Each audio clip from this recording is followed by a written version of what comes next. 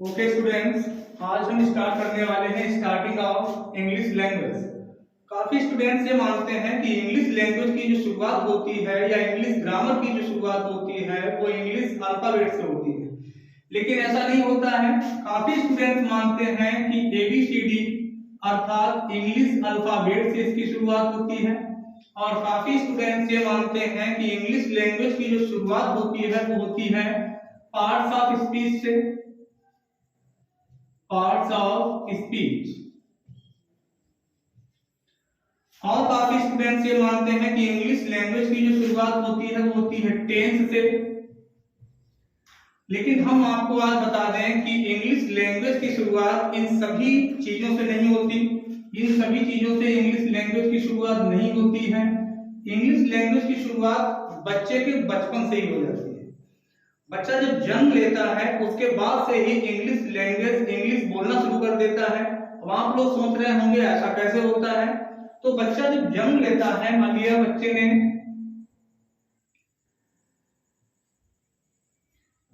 ने जन्म लिया,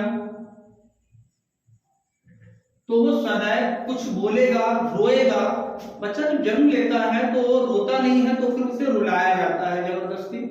और जब वो रोता है तो वो कंठ से रोता है। किससे रोता है? कंठ से। और जब वह कंठ से रोता है तो कंठ से जो भी आवाज निकलती है वो स्वर के रूप में निकलती है। किसके? वाविल के रूप में। वाविल के रूप में निकलती है। और आप लोगों को सबको पता होंगे कि वावेल्स कितने प्रकार के होते हैं? 5। ए, ई, आई, ओ, क्यू। आज भी हम जब तेजी से चीखते हैं और या फिर तेजी से रोते हैं तो हमारे कंठ से आवाज निकलती है। तो जब बच्चा बचपन में कुछ बोल नहीं सकता, उसका दिमाग एक खाली स्लेट की तरह होता है।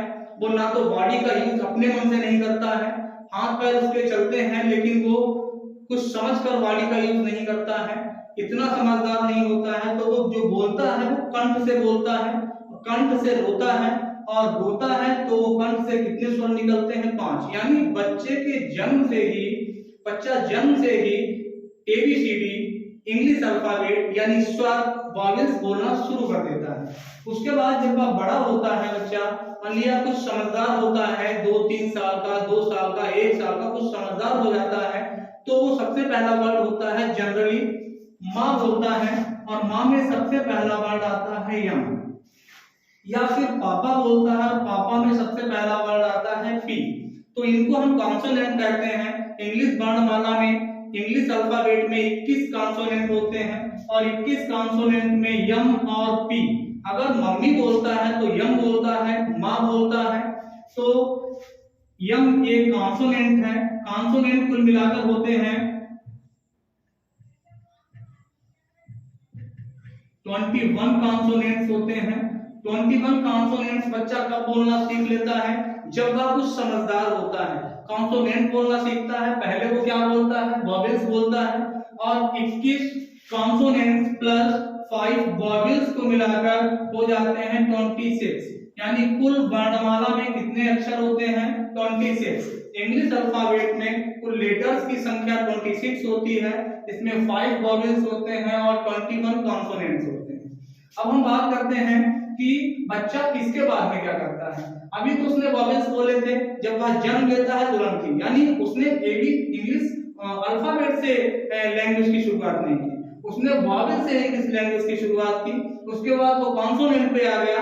जब बच्चा इन कॉन्सोनेंट्स और वॉवेल्स को जोड़ता है, कॉन्सोनेंट्स और वॉवेल्स को जब जोड़ने का काम करता है, यानी वॉवेल्स और कॉन्सोनेंट्स को दोनों को जोड़ने का काम करता है, तो बच्चा आ जाता है वर्ड्स पे। वो क्या चीज बना लेता है? वर्ड्स बनाना। और वर्ड्स में कॉन्सोनेंट्स और वोवेल्स दोनों ही चीजें होती हैं।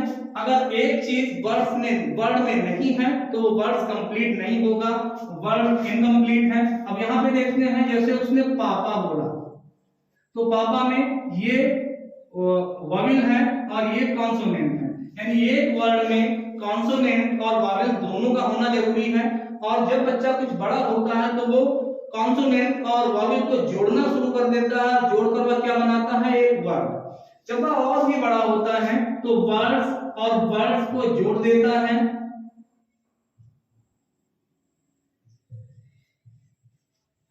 और फिर वो किसको बना लेता है, सेंटेंस। क्या बना देता है, सेंटेंस। पहले तो हम वर्ड की बात करते हैं। जब वह वर्ड्स बनाना सीख लेता है, यानी पहले स्वर बनाता है, उसके बाद व्यंजन बनाता है, उसके बाद स्वर व्यंजन जोड़ने के बाद वो बना लेता है एक वर्ड। और जब वह वर्ड बनाता है तो वर्ड से ही पार्ट्स ऑफ स्पीच की शुरुआत हो जाती है। यानी उसने स्वर और व्यंजन बनाए और उसके बाद उसने क्या पढ़ना सीख लिया, 26 अक्षर अर्थात अल्फाबेट पढ़ना सीख लिया। उसके बाद में आता है वर्ड, और वर्ड जब उसने बना लिए, जैसे वर्ड उसने पापा या मम्मी बना लिया, तो उसने पार्ट्स ऑफ स्पीच पढ़ना सीख लिया। पार्ट्स ऑफ स्पीच में noun, pronoun, verb, adverb, adjective, preposition और कंजंक्शन, ये सभी वर्ड्स के अंतर्गत आते हैं। दुनिया में जो कुछ भी हम देखते हैं वो नाउन होता है। नाउन की विशेषता एडजेक्टिव बताता है। तो धीरे धीरे वह सभी वर्ड्स को पढ़ता जाता है और सीखता जाता है। उसके बाद जब वह वर्ड्स सीख लेता है तो वर्ड्स और वर्ड्स को जोड़कर वह बना लेता है एक सेंटेंस। और वह जो सेंटेंस बना लेता है, तो सेंटेंस यानी कन्वर्सेशन की प्रक्रिया शुरू हो जाती है उसकी ठीक ठीक। पहले वो इतनी अच्छी कन्वर्सेशन वार्तालाप नहीं कर सकता था। जब से वह सेंटेंस बनाने लगता है तो वह कन्वर्सेशन अच्छे से करता है। उसके बाद जब सेंटेंस को भी वो जोड़ता है तो सेंटेंस और सेंटेंस जोड़कर बन जाते हैं स्टोरी। तो यहाँ पर बात आती है, पहले हमने ये बताया कि आप लोगों की इंग्लिश लैंग्वेज की जो शुरुआत होती है वो कहाँ से होती है। सदैव बच्चा जन्म लेने के तुरंत बाद रोना शुरू करता है और रोता है वो कंठ से, और कंठ से जो कुछ निकलता है वो होता है वावेल के रूप में। सबसे पहले वो वावेल्स बोलता है, वावेल होते हैं 5। उसके बाद में बच्चा जब छोटा थोड़ा और बड़ा होता है तो वो कॉन्सोनेंट बोलने लगता है। मम्मी बोले या पापा बोले कॉन्सोनेंट निकलते हैं। वो बॉडी का यूज करता है, टंग का यूज करता है, ठीक है। जब वह टंग का यूज करता है तो कॉन्सोनेंट निकलते हैं और कॉन्सोनेंट होते हैं 21। जब हम 5 वॉवेल्स और 21 कॉन्सोनेंट्स को जोड़ते हैं तो एक अल्फाबेट बनती है, और अल्फाबेट में इंग्लिश में 26 लेटर्स होते हैं। उसके बाद हम जो बच्चा होता है वो वर्ड्स बनाता है, यानी कॉन्सोनेंट्स और वॉवेल्स को जोड़ देता है। इनको जोड़ने के बाद एक वर्ड बनता है, और वर्ड जो है वो पार्ट्स ऑफ स्पीच की शुरुआत कर देता है। पार्ट्स ऑफ स्पीच में अभी हमने बताया था सभी नाउन, प्रोनाउन, एडवर्ब, एडजेक्टिव ये सब पढ़ाए जाते हैं और बच्चा सीखता है इनको सीखने के बाद जब वह वर्ड्स और वर्ड्स को मिलाना सीख लेता है तो वो सेंटेंस बनाता है। और सेंटेंस जब बनता है तो उसको ठीक से बनाने के लिए, ठीक से पढ़ने के लिए टेंस पढ़ाए जाते हैं, टेंस सिखाए जाते हैं। और टेंस जो होता है उसको सीखने के बाद बच्चा पूरा कन्वर्सेशन करना शुरू कर देता है और वार्तालाप करना शुरू कर देता है। उम्मीद करते हैं आप लोगों को स्टार्टिंग ऑफ इंग्लिश लैंग्वेज ये पार्ट अच्छा लगा होगा।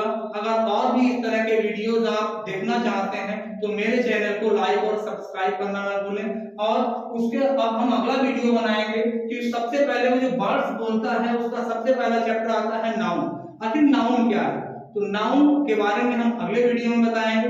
धन्यवाद।